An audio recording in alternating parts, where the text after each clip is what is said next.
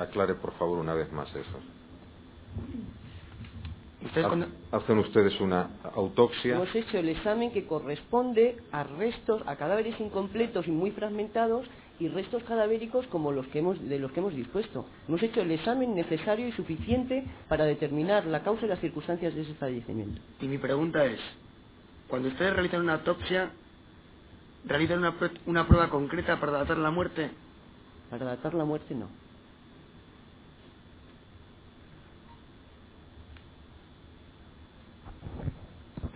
¿Realizaron ustedes o saben ustedes si se realizó una identificación lofoscópica de los cadáveres? Oficialmente no nos consta. Bien, pues entonces otra pregunta. Eso no es labor suya. Otra pregunta. Cuando ustedes han hablado antes de que el último cadáver se identificó por rastros genéticos, ¿dónde o a qué se refieren con estos rastros genéticos? ¿Dónde se hallaron? Bueno, yo no he dicho que se identificara por rastros genéticos. Lo que he dicho es que del estudio antropológico que nosotros realizamos, es decir, haciendo una reconstrucción de los cadáveres a partir de los fragmentos corporales, pudimos establecer que había un mínimo de 6 individuos. Posteriormente, de los análisis genéticos que se solicitaron, el Instituto Nacional de Toxicología y Ciencias Forenses, el Departamento de Madrid, nos informó de que había 7 perfiles genéticos distintos y por lo tanto pudimos establecer que el número de individuos que había en el foco de explosión eran 7 individuos, no 6, pero el diagnóstico inicial era de un mínimo número de individuos que es al que podemos llegar morfológicamente, anatómicamente. ¿Ustedes como forenses a qué creen que se debe que hubiese cadáveres sin las extremidades inferiores? ¿Qué? ¿Perdón? ¿A qué creen que se debe que hubiese cadáveres sin las extremidades inferiores? Bueno, la mutilación de los cadáveres en el caso y la fragmentación en el caso de una muerte por explosión va a depender de la proximidad al foco y lógicamente de aquella parte corporal que esté más próxima al foco de explosión, al epicentro de la explosión.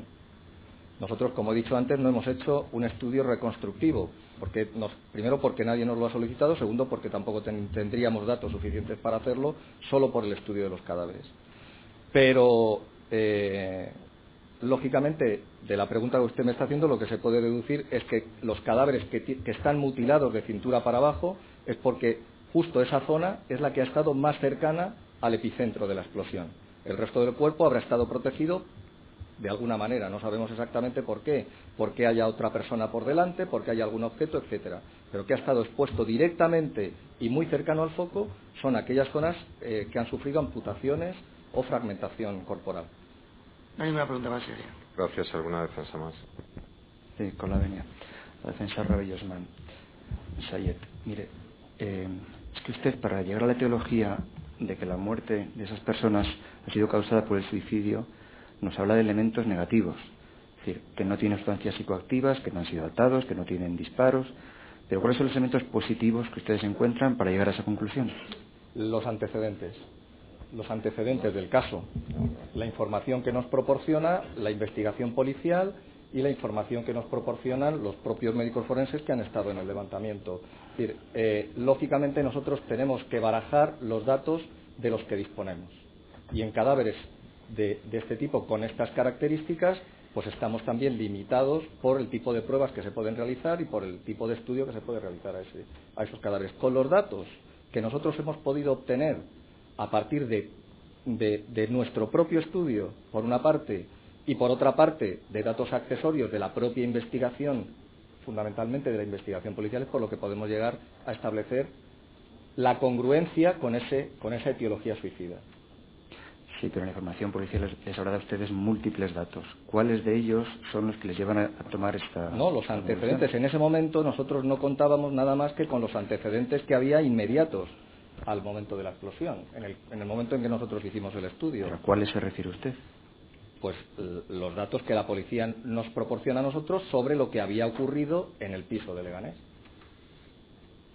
Pero no puede citar ningún dato concreto. Creo que partimos de un error. Ustedes lo que afirman es que es compatible con una teología suicida. Es que yo le iba a poner un ejemplo, si me lo permite. Sí, nosotros cuando vemos un precipitado, por las lesiones, solamente por que es un precipitado, por favor. Una persona que se tira desde una altura, o que se tira, o que se cae, o que le tiran.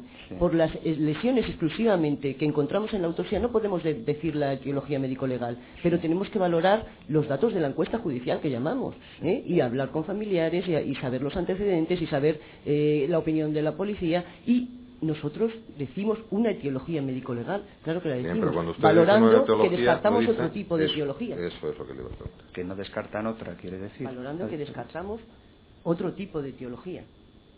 ¿Que descartamos o que no descartamos? Es que no lo he entendido, perdone. Que descartamos otro tipo... Lo que le pregunta, perdón, el micrófono, si no es... Señora, sin micrófono es imposible. La etiología médico-legal puede ser accidental, suicida u homicida. Entonces nosotros en todos los informes emitimos una conclusión de la etiología médico-legal que nosotros consideramos la más probable, conforme no solamente a los hechos de la autopsia. El médico forense no tiene por qué valorar solamente los datos de la autopsia, sino también los datos del levantamiento. Lo que pasa en la mayoría de los casos, pues hemos ido al levantamiento, hemos hablado con las familias, hemos hecho muchas cosas que en estas circunstancias pues no se pudieron hacer. Pero cuando una persona muere a causa de una explosión, sin más, estamos diciendo que valoramos las diligencias policiales. Por favor, un momento, por favor, ambos. Vamos a ver si aclaramos esto. La doctora lo que le está diciendo es que hace o llega a una conclusión de etiología médico-legal. Médico-legal, es decir, hay una parte científica y hay una parte que es lo que se llama medicina forense, aplicada, por lo tanto, al mundo del derecho. A eso es lo que usted se refiere. Bien. Por favor, prosiga. Es que ha dado tres posibilidades: suicida, accidental, homicida. Las muertes violentas, las muertes violentas en general tienen una etiología médico-legal desde el punto de vista médico-forense, y esa etiología puede ser accidental, suicida u homicida. Nosotros en los informes de autopsia avanzamos en la etiología médico-legal de cada una de las cosas que vemos. Si es un accidente de tráfico, pues diremos que hay una etiología, pero hemos comprobado otros datos que no se corresponden estrictamente con lo que son las lesiones de una autopsia. Tenemos que integrar otros datos para valorar la etiología médico-legal, y en este caso pues es lo que hemos hecho, valorar la etiología médico-legal descartando otros tipos de etiología. Es decir, yo no sé si esto aclarará la cuestión, pero creo que se parte de una hipótesis. Hay una hipótesis inicial. Desde el punto de vista médico-forense, ¿se puede descartar esa hipótesis? ¿Sí o no? ¿O los elementos que nosotros encontramos no descartan esa hipótesis y por lo tanto son congruentes con la hipótesis inicial? Yo creo que esto es lo que resume. No descartan esa hipótesis. No, la hipótesis primera es que se han suicidado. No descartamos esta hipótesis, y los elementos que nosotros encontramos en el cuerpo, es decir, los que no encontramos, es decir, otro tipo de elementos que nos permitan afirmar que la etiología es diferente, lo que hacen es darle mayor peso a esa hipótesis. Es decir, todo es congruente con el hecho de que la hipótesis inicial es la válida. Bien.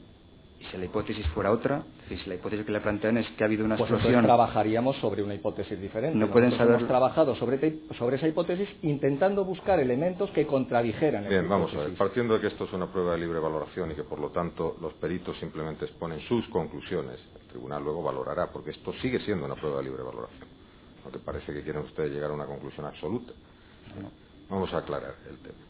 ¿Encuentran ustedes circunstancias científicas o de otro tipo compatibles con una etiología homicida en los cadáveres que examinan en Leganés? No. ¿Encuentran características de una etiología accidental en los cadáveres de Leganés? No. ¿Y suicida? Sí. Entonces, que la pregunta es si hay una explosión externa. Yo no digo que sea ni homicida ni accidental. Pero, señor letrado, si se lo estoy tratando de explicar, perdón, se lo estoy tratando de explicar, le estoy tratando de explicar que una cosa es que los peritos expongan su trabajo, las bases sobre las que han actuado y las conclusiones a las que llegan. Y otra cosa diferente es que la prueba pericial sigue siendo una prueba de libre valoración por el tribunal. Por lo tanto, por eso les estoy dejando que debatan todo, todas las bases, los conocimientos, todo. Pero que los peritos no pueden llegar a más. Le está tratando de explicar cómo trabajan ellos, porque es una pericial médico-legal, no estrictamente científica, por entendernos. Científicamente, si es eso lo que usted quiere preguntar, científicamente, aunque ha puesto un ejemplo usted muy claro, científicamente se puede saber solo por las lesiones del cadáver si es suicida o es homicida. Por ejemplo, en el lado de un precipitado, como usted le llama, que es técnicamente como se llama, de una persona que cae de una cierta altura. Bien, ¿eso le conforta? ¿Le responde a su pregunta? Sí, está respondida. Solo una última pregunta. esa conclusión la hacen a nivel de general de las 7 personas que encuentran ahí dentro, o de cada uno de ellos pueden saber si esa etiología es compatible con suicidio o no? ¿Hace una evaluación general de las circunstancias o han ido usted uno por uno viendo tiene características, es compatible y alguno podría no haber sido compatible? ¿O eso no, hacemos una valoración general, pero yo creo que también hay una valoración particular cuando se reúne ya toda la información en los segundos informes que emitimos y ya contamos con otra serie de datos y con datos también que nos permiten asociar fragmentos corporales a restos cadavéricos de mayor entidad, digamos. Es decir, que lo que era una valoración general yo creo que finalmente pasa a ser también una valoración concreta, individual, para cada uno de los casos. No hay más preguntas. Gracias. ¿Alguna defensa más? A efecto de la debida publicidad, habiéndose tapado las fotografías que no deben exhibirse por razones obvias, proyecte por favor las radiografías que aparecen de los cadáveres 616 y 17 a modo de ejemplo, solo para que se cumpla el principio de publicidad. Céntrela. Eso es una radiografía, señores peritos. Hay 3 radiografías. La de tiene que cerrar un poco más el zoom, o sea, un poco más lejano para que se vean enteras. No se ven enteras. Un poquito menos. Intente cuadrarlo. Bien. La superior derecha, ¿a qué se corresponde? Este es el cadáver 616, señor secretario. Sí, exactamente, señor presidente. 616/04. Sí. Genéricamente, solo efecto de publicidad. El cráneo, que le falta parte del cráneo, desde luego hay, además está totalmente perdida la referencia anatómica con la columna vertebral y la columna cervical y parte de lo que es y en la inferior derecha, por favor, ¿qué cavidad es esa? La pelvis, la inferior y el final derecha de la columna lumbar y sacra. ¿Y la inferior izquierda? Y la inferior izquierda es la columna torácica, que se ve perfectamente. O sea, la que está debajo del papel amarillo es la columna torácica. Bien, explique lo que se ve ahí. ¿Qué es lo que se ve ahí? Se ve que hay una fractura, claramente con un desplazamiento de las 2 partes en las que se ha dividido la columna vertebral. O sea, que eso que se ve ahí partido es la columna vertebral. De cuarta y quinta. Cadáver 617, por favor. Lo mismo, ¿qué es lo que se ve en la superior derecha? Señor secretario, bájela para que se vea la superior derecha completa. Ahora ya, eso es. Vale, gracias. En la superior derecha es el cráneo y se ven líneas de fractura. Hay unas líneas oscuras que se ven que recorren la calota y son líneas de fractura a nivel de parietales, de frontal y de temporal. Inferior derecha. La inferior derecha es columna lumbar, final de la columna lumbar, que aquí ha habido un arrancamiento y probablemente hay una desestructuración completa a ese nivel. ¿Y la inferior izquierda? Y la inferior izquierda es la cavidad torácica con múltiples fracturas costales. ¿Alguna aclaración, señores? Señoras. Muchas gracias, señor secretario. Se interrumpe la sesión 30. Bueno, hemos acabado con ustedes. Muchas gracias por venir. Se interrumpe la sesión 30 minutos.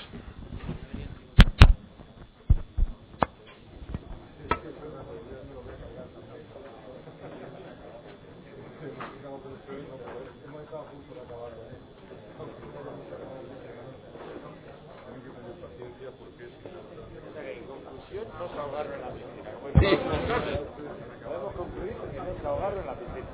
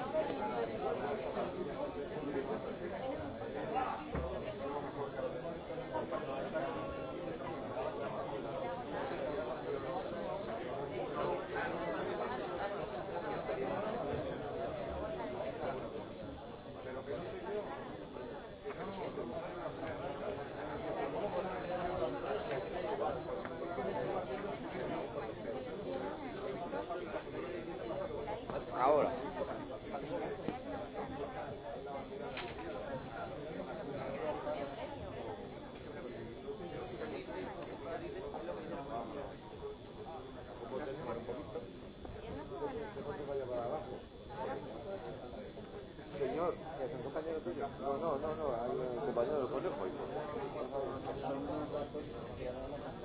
Y que ellos lo que dicen es que no es incompatible con eso, no es incompatible con el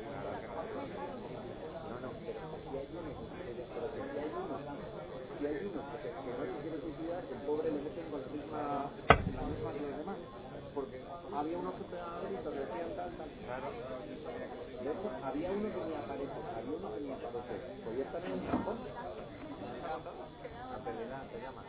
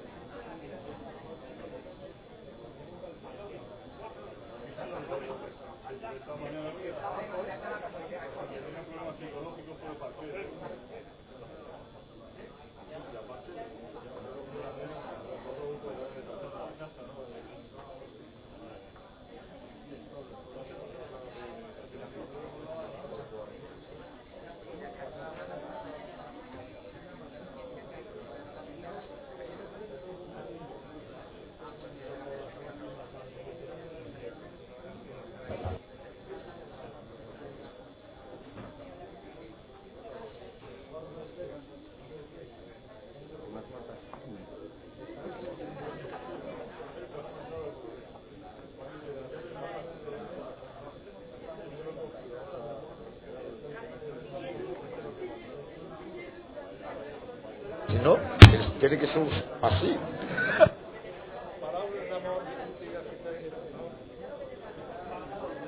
Dale, que va a saludar. No.